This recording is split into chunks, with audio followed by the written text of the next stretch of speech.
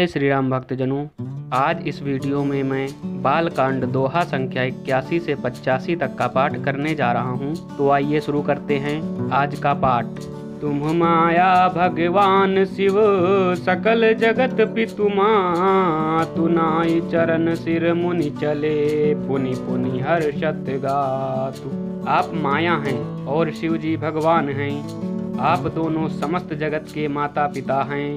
यह कहकर मुनि पार्वती जी के चरणों में सिर नवा कर चल दिए। उनके शरीर बार बार पुलकित हो रहे थे। जाई मुनि हिमवंतु पठाए करि बिनती गिर जहि ग्रह ल्याए बहुरी सप्त ऋषि शिव पहि जाई कथा उमा कह सकल सुनाई। मुनियों ने जाकर हिमवान को पार्वती जी के पास भेजा और वे विनती करके उनको घर ले आए। फिर सप्तऋषियों ने शिव जी के पास जाकर उनको पार्वती जी की सारी कथा सुनाई।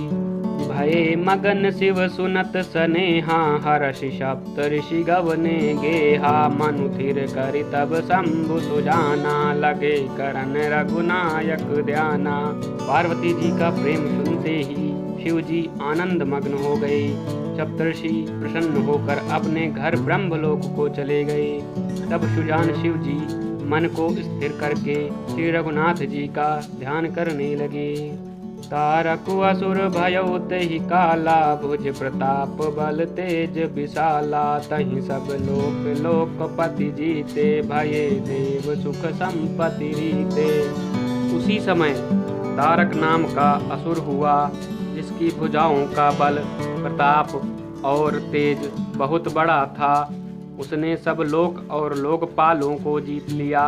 सब देवता सुख और संपत्ति से रहित हो गए। अजर अमर सो जीती न जाई हारे सुर करि विविध लड़ाई तब बिरंचि सन जाई पुकारे देखे विधि सब देव दुखारे। वो अजर अमर था इसलिए किसी से जीता नहीं जाता था। देवता उसके साथ बहुत तरह की लड़ाइयाँ लड़कर हार गए। तब उन्होंने ब्रह्मा जी के पास जाकर पुकार मचाई। ब्रह्मा जी ने सब देवताओं को दुखी देखा।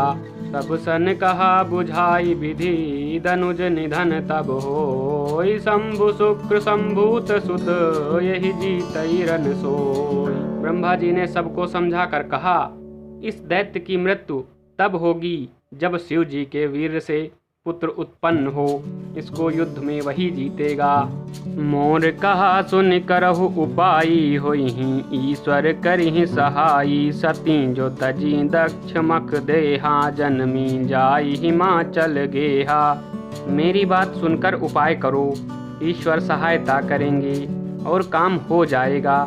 सती जी ने जो दक्ष के यज्ञ में देह का त्याग किया था उन्होंने अब हिमाचल के घर जाकर जन्म लिया है।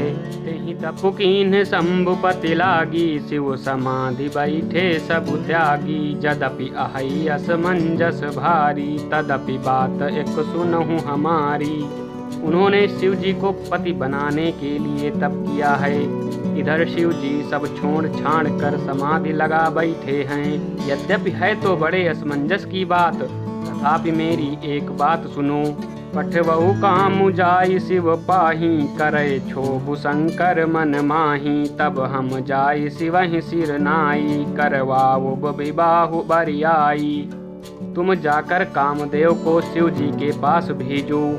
वह शिव जी के मन में क्षोभ उत्पन्न करे, उनकी समाधि भंग करे।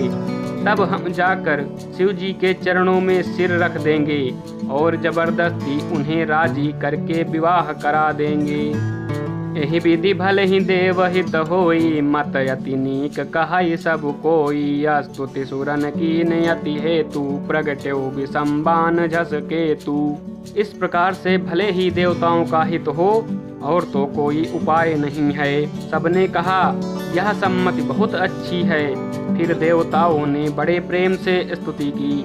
तब विषम 5 बाण धारण करने वाला और मछली के चिन्ह युक्त ध्वजा वाला कामदेव प्रकट हुआ। सुरन कही निज विपति सब सुनि मन कीन विचार शंभु विरोध न कुशल मोहि बिहसी कहु असमार। देवताओं ने कामदेव से अपनी सारी विपत्ति कही। सुनकर कामदेव ने मन में विचार किया और हंसकर देवताओं से यूं कहा कि शिव जी के साथ विरोध करने में मेरी कुशल नहीं है।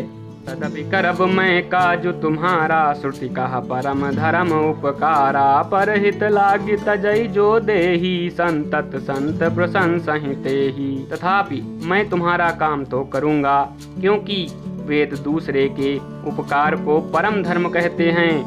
जो दूसरे के हित के लिए अपना शरीर त्याग देता है, संत सदा उसकी बड़ाई करते हैं। अस कही चले सबहि सिरु नाई, सुमन धनुष कर सहित सहाई। चलत मारे अस हृदय विचारा, शिव विरोध ध्रुव मरनु हमारा। यूं कहे और सबको सिर नवाकर कामदेव अपने पुष्प के धनुष को हाथ में लेकर वसंतादि सहायकों के साथ चला। चलते समय कामदेव ने हृदय में ऐसा विचार किया कि शिव जी के साथ विरोध करने से मेरा मरण निश्चित है। तब आपन प्रभाव विस्तारा, निज बस कीन्ह सकल संसारा। कोप्यउ जबहि बारि चर के तू, छन महु मिटे सकल श्रुति से तू। तब उसने अपना प्रभाव फैलाया और समस्त संसार को अपने वश में कर लिया। जिस समय उस मछली के चिन्ह की ध्वजा वाले कामदेव ने कोप किया, उस समय क्षण भर में ही वेदों की सारी मर्यादा मिट गई। ब्रह्मचर्य व्रत संयम नाना, धीरज धर्म ज्ञान विज्ञाना। सदाचार जप जोग विरागा, सभय विवेक कटकु सब भागा। ब्रह्मचर्य नियम, नाना प्रकार के संयम, धीरज धर्म ज्ञान विज्ञान, सदाचार जप योग वैराग्य आदि विवेक की सारी सेना डर कर भाग गई। भाग्यउ विवेकु सहाय सहित, सो सुभट संजुग मही मुरे। सदग्रंथ पर्वत कंदरनि महु जाई, तेहि अवसर दूरे। हो निहार का करतार को रखवार, जग खर भरु परा दुई माथ। के ही रतिनाथ जेहि कहूँ को पिकर, धनु सरु धरा। विवेक अपने सहायकों सहित भाग गया। उसके योद्धा रणभूमि से पीठ दिखा गए। उस समय वे सब सदग्रंथ रूपी पर्वत की कंदराओं में जा छिपे, अर्थात ज्ञान वैराग्य संयम नियम सदाचार आदि ग्रंथों में ही लिखे रह गए। उनका आचरण छूट गया। सारे जगत में खलबली मच गई और सब कहने लगे, हे विधाता, अब क्या होने वाला है? हमारी रक्षा कौन करेगा? ऐसा दो सिर वाला कौन है जिसके लिए रथ के पति कामदेव ने कोप करके हाथ में धनुष बाण उठाया है? जे सजीव जग अचर चर, नारी पुरुष यस नाम। ते निज निज मर जाद तजी, भये सकल बस काम। जगत में स्त्री पुरुष संज्ञा वाले जितने चर अचर प्राणी थे, वे सब अपनी अपनी मर्यादा छोड़कर काम के वश हो गए। सबके हृदय मदन अभिलाखा, लता निहारी नवहि तरु शाखा। नदी उमगी अम्बुधि कहूँ धाई, संगम करहि तलाव तलाई। सबके हृदय में काम की इच्छा हो गई। लताओं बेलों को देखकर वृक्षों की डालियां झुकने लगीं। नदियां उमड़ उमड़ कर समुद्र की ओर दौड़ी और ताल तलैयां भी आपस में संगम करने मिलने जुलने लगीं। जहाँ असी दशा जढ़न कै बरनी, को कही सकई सचेतन करनी। पशु पक्षी नभ जल थल चारी, भये काम बस समय विसारी। जब जड़ वृक्ष नदी आदि की यह दशा कही गई, तब चेतन जीवों की करनी कौन कह सकता है? आकाश जल और पृथ्वी पर विचरने वाले सारे पशु पक्षी अपने संयोग का समय भुलाकर काम के वश हो गए। मदन अंध व्याकुल सब लोका, निशि दिनु नहीं अवलोकहि कोका। देव तनुज नर किन्नर ब्याला, प्रेत पिशाच भूत बेताला। सब लोग कामांध होकर व्याकुल हो गए। चकवा चकवी रात दिन नहीं देखते। देव दैत्य मनुष्य किन्नर सर्प प्रेत पिशाच भूत बेताल, इनके दशा न कहूँ बखानी। सदा काम के चेरे जानी, सिद्ध विरक्त महामुनि जोगी। ते काम बस भये वियोगी। ये तो सदा ही काम के गुलाम हैं। यह समझकर मैंने इनकी दशा का वर्णन नहीं किया। सिद्ध विरक्त महामुनि और महान योगी भी काम के वश होकर योग रहित या स्त्री के विरही हो गए। भय काम बस जोगी तापस पावरन की को कहे देखहि चराचर नारी मैं जे ब्रह्ममय देखत रहे। अबला बिलो कहीं पुरुष मैं जगु पुरुष सब अबलामयम दुई दंड भरी ब्रह्मांड भीतर काम कृत कौतुक अयम।